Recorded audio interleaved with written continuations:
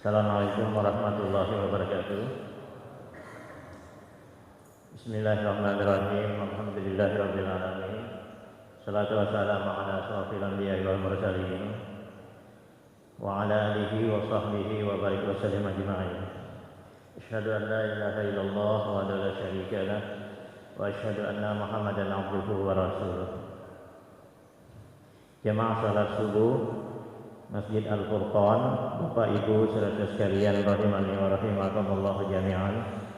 Alhamdulillah kita sama-sama dapat berkumpul daripada salah satu rumah daripada rumah Allah, dan kita duduk dalam suasana majelis ilmu di Masjid Al-Furqan yang mewah dan megah ini. Mudah-mudahan Allah senantiasa menambahkan kebaikan dan kemudahan-kemudahan bagi kita. Dan mendekati daripada bulan Ramadan ini, maka kita akan merenungkan ayat-ayat yang ada di dalam juz Amma, yakni tentang tafsir daripada surah Al-Humajah.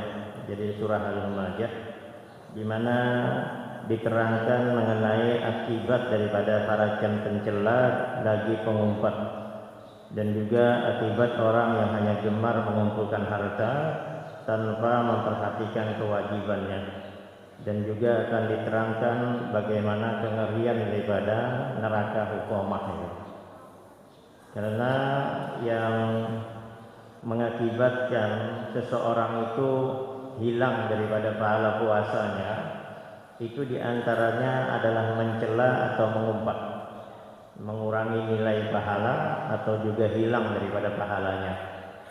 Seperti yang disebutkan oleh Rasulullah SAW, rubba shaimun laisa lahu min siyami ilal ju' wal atas. Jadi berapa banyak orang yang berpuasa, kata Rasulullah SAW, tidak mendapatkan apa-apa daripada puasanya kecuali lapar dan haus saja. Maka ini disebutkan bahwasanya di antara hal yang dapat mengurangi nilai-nilai daripada pahala puasa seseorang itu atau puasa kita adalah karena mencela atau mengumpat seseorang, atau juga bisa juga menggibah seseorang. Nah, ini disebutkan surah Al-Humajah ini terdiri daripada 9 ayat. Allah berfirman, a'udzubillahi minasyaitonirrajim, wailul likulli humazatil lumazah. Jadi kecelakaan bagi setiap pengumpat, bagi pencela. Alladzi jama'a malahu wa 'addadah, yang mengumpulkan harta dan menghitung-hitungnya. Yahsabu anna malahu akhladah, yakni dia mengira bahwa hartanya itu dapat mengakalkannya. Kalla, sekali-kali tidak, kata Allah. Kalla la yumbazanna fil hutamah. Sesungguhnya dia benar-benar akan dilemparkan ke dalam neraka hutamah. Wa ma adraka mal hutamah. Tafsirul ayat wal ayat Allah menjelaskan, tahukah kamu apa itu hutamah? Jadi apa itu hutamah? Narullahil muqadah, yakni api yang disediakan oleh Allah yang menyala-nyala.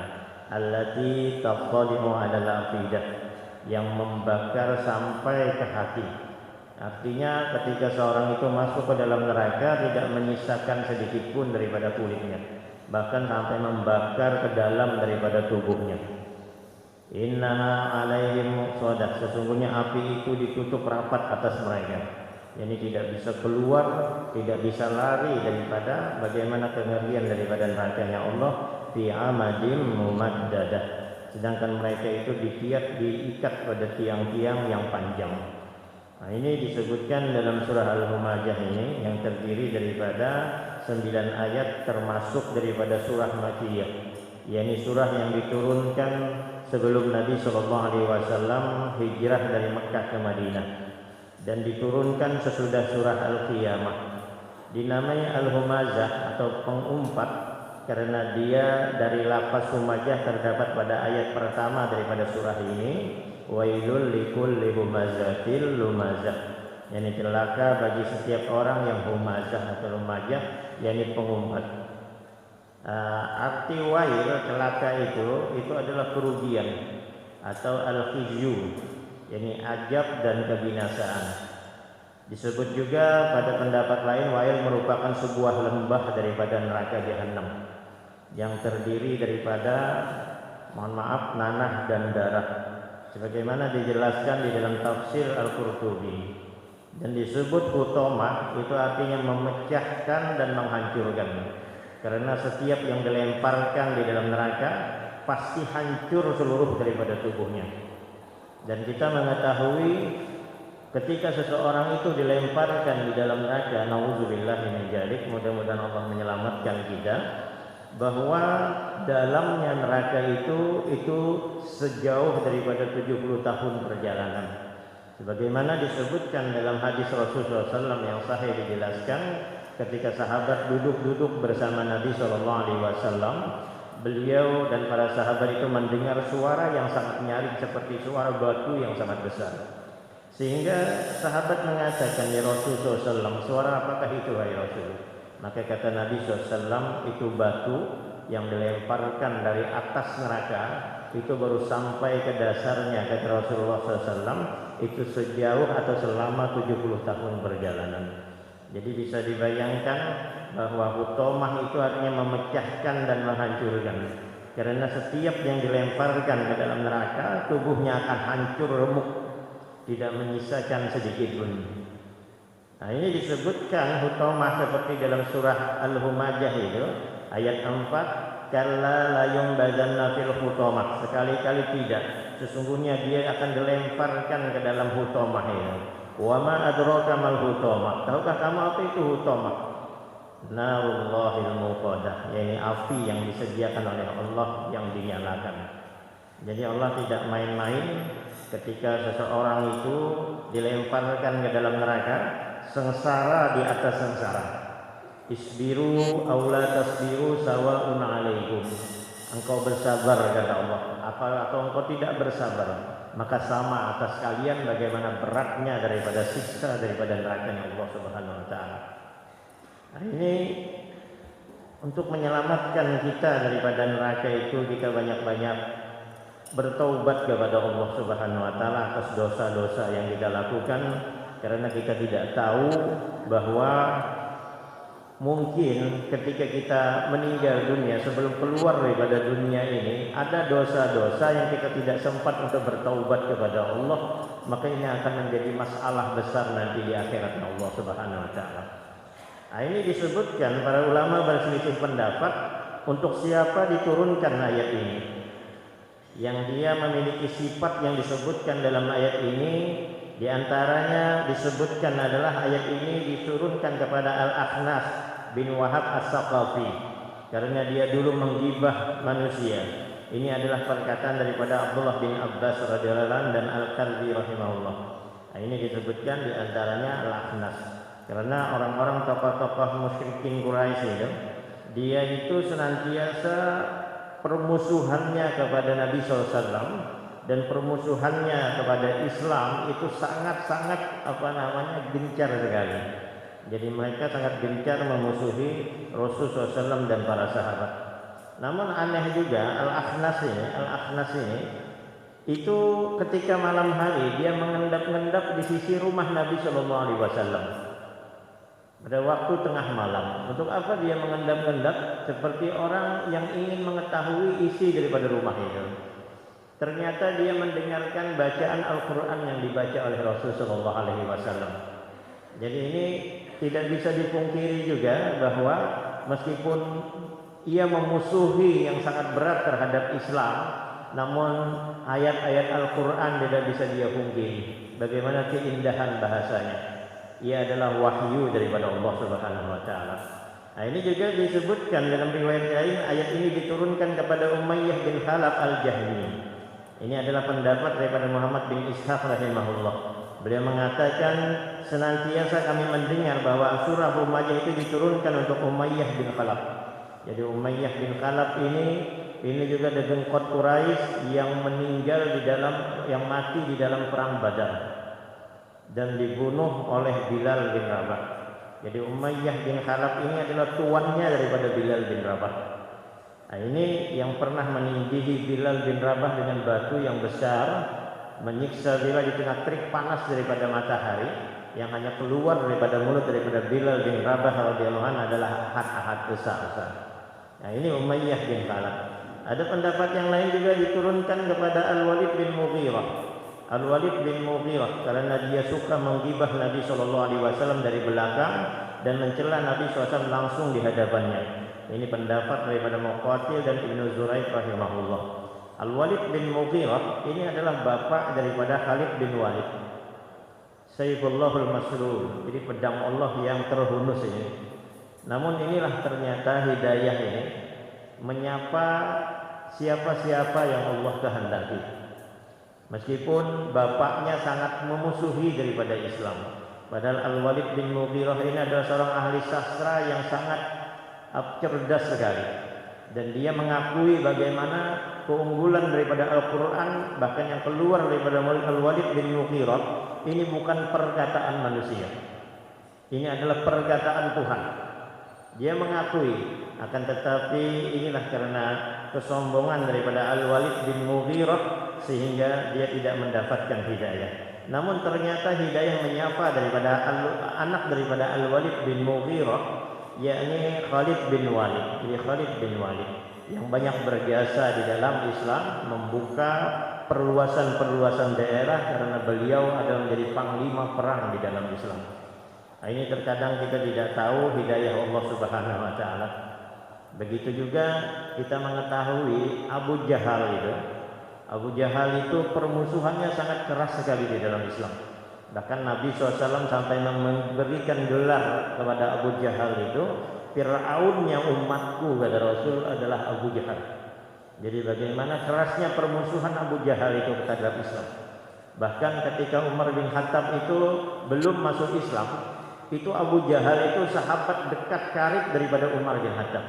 Ketika dia menyiksa kaum muslimin, kalau dia berhenti menyiksa itu bukan karena kasihan, akan tetapi karena keletihan saja, kuyuhan saja. Jadi bagaimana kerasnya mereka itu permusuhan di dalam Islam.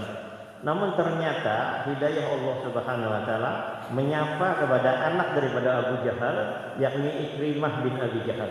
Nah, ini hidayah. Jadi faktor hidayah itu milik daripada Allah Subhanahu wa taala. Bahkan Rasulullah SAW mengatakan, aku melihat, kata Nabi SAW, setondon kurma itu di dalam surga itu milik daripada Abu Jahal. Apa yang dimaksud setondon kurma adalah karena anak daripada Abu Jahal, yakni Ikrimah bin Abi Jahal masuk Islam.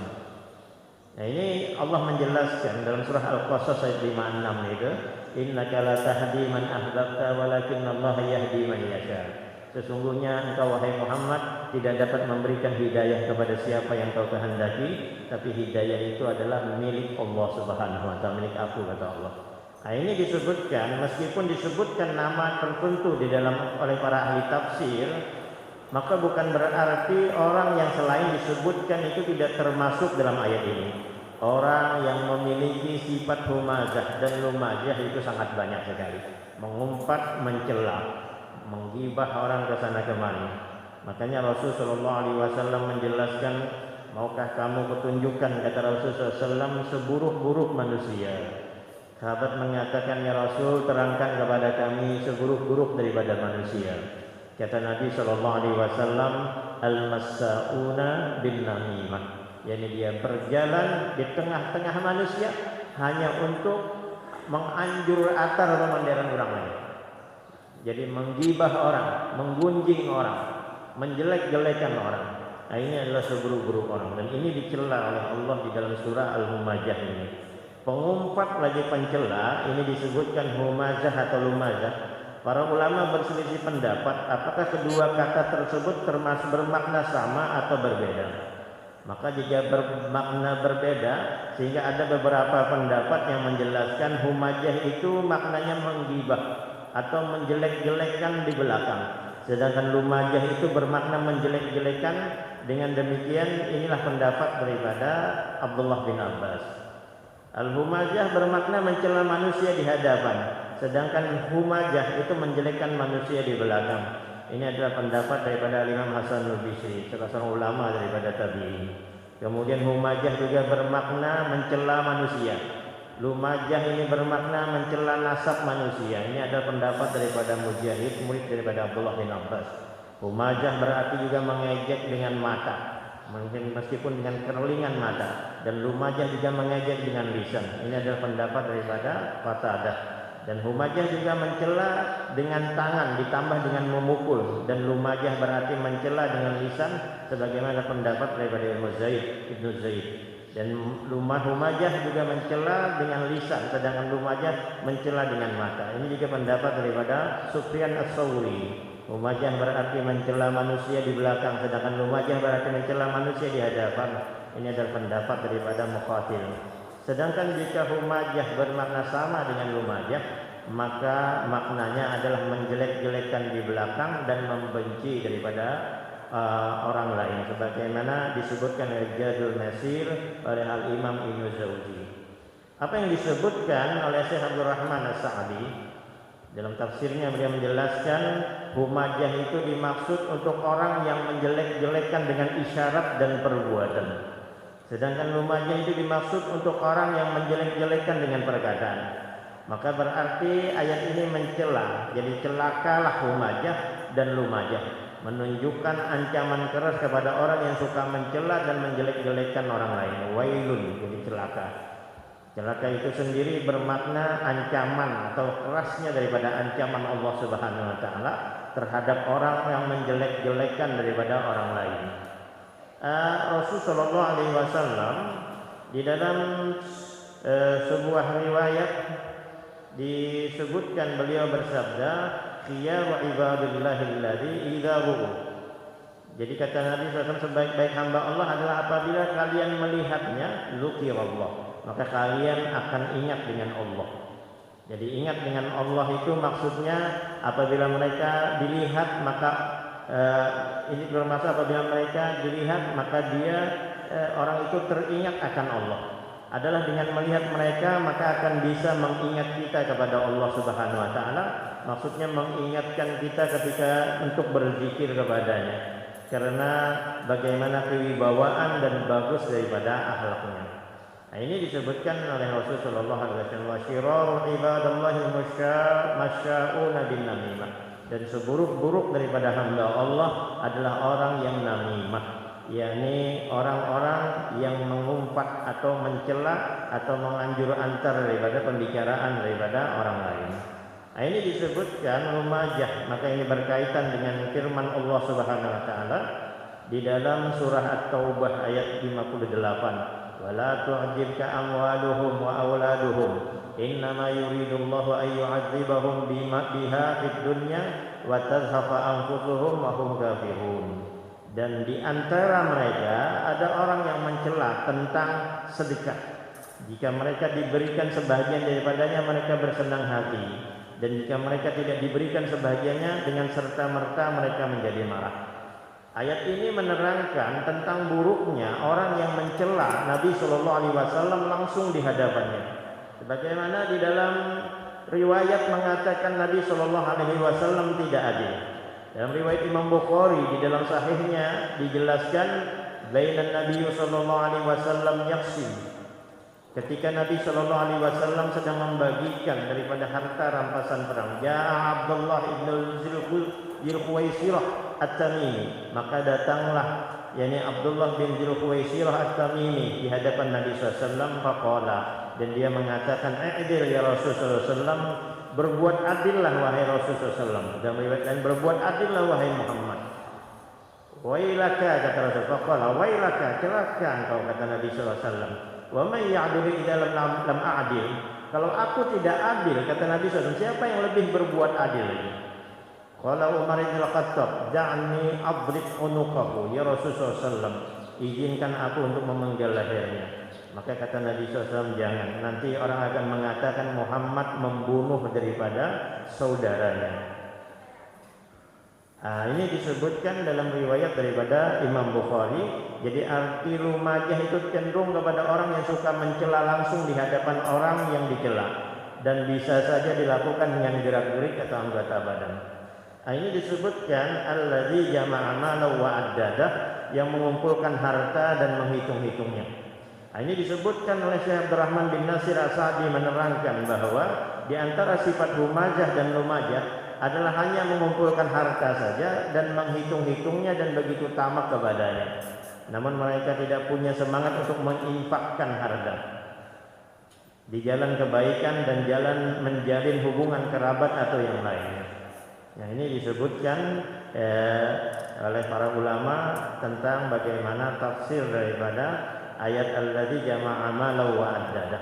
Karena kebodohan mereka menyangka bahwa harta itu bisa mengekalkan di dunia. Oleh karena itu usaha dan kerja keras itu hanyalah ingin terus menimbun daripada harta. Makanya kata Rasul itu apabila anak Adam itu diberikan satu gunung lembah daripada emas, kemudian ada gunung atau lembah emas yang berikutnya, maka mereka akan berusaha untuk mengambilnya. Nah, ini ketamakan daripada anak Adam. Yahsabu anna malahu akhladah, dia mengira bahwa harta itu akan mengekalkannya. Kalla la yumbadanna fil hutamah. Sekali-kali tidak, kata Allah, sesungguhnya dia akan dilemparkan ke dalam hutamah. Apa yang dimaksud dengan hutamah? Tidak seperti yang mereka sangka, karena mereka hanya sibuk dengan mengumpulkan harta. Namun dia sedikit pun tidak ada keinginan untuk memperbaiki dirinya atau memperbaiki daripada amalnya untuk negeri yang sangat panjang, yakni negeri akhirat. Nah, ini disinggung oleh Allah di dalam Al-Quran. Ya'lamuna zahiran fil hayati dunya wa hum 'anil akhirati hum ghafilun. Banyak orang yang pandai terhadap perkara-perkara dunia, namun untuk perkara-perkara akhirat dia lalai. Dia lalai apalagi ketika sholatnya cepat sekali, tidak ada tumaninah di dalam sholat. Hanya tuntung sembahyang, langsung keluar masjid. Sudah terlambat tuntung sembahyang, langsung keluar masjid. Halo, sekalinya ada publik lagi ke dalam masjid.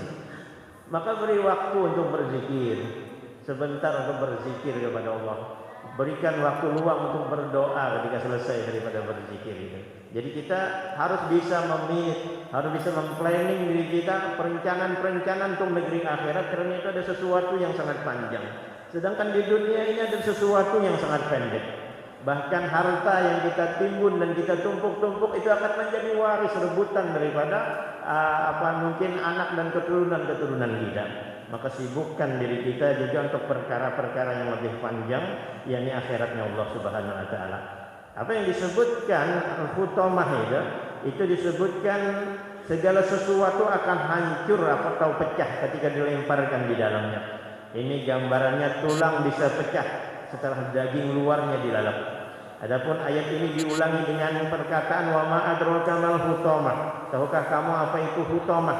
Maksudnya adalah menunjukkan besar dan ngerinya daripada neraka hutamah itu. Jadi neraka yang disebut dengan hutamah.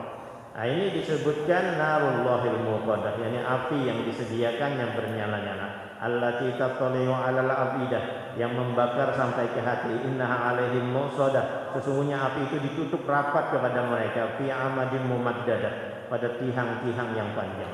Jadi hutamah itu adalah api yang dinyalakan, di mana api tersebut memakan manusia dan batu. Sebagaimana dijelaskan dalam surah At-Tahrim ayat 6 itu waquduhan nas wal hijarah. Jadi bahan bakarnya daripada api itu adalah manusia dan batu. Nyala api itu kemudian membakar sampai ke hati. Ini menunjukkan kerasnya siksa yang dibakar jasad yang akan menjalar sampai ke hati, ke kalbu atau jantung.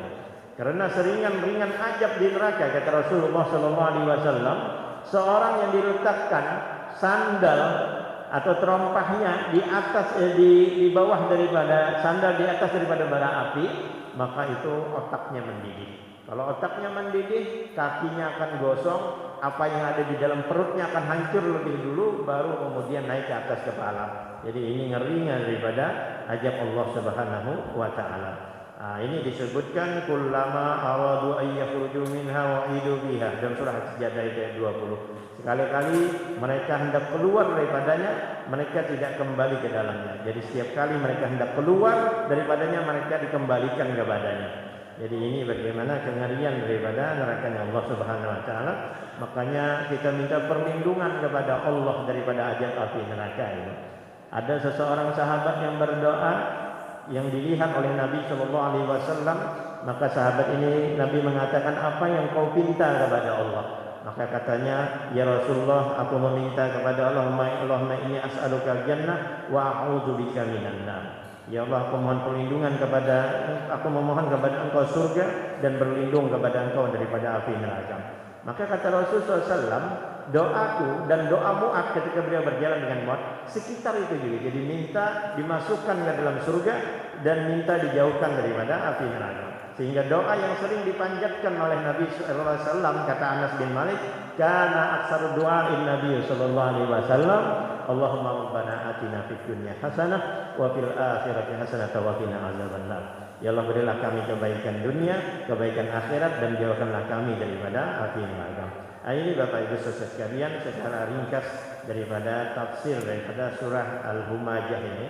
Mudah-mudahan kita lebih berhati-hati menjaga diri kita daripada hal-hal yang bersifat mencela atau mengumpat dan hal-hal yang melalaikan kita daripada akhiratnya Allah Subhanahu wa taala, menumpuk-numpuk daripada harta namun melalaikan daripada akhiratnya Allah. Wallahu a'lam bishawab. Subhanakallahumma bihamdika asyhadu an la ilaha illa anta astaghfiruka wa atubu ilaik. Assalamualaikum warahmatullahi wabarakatuh.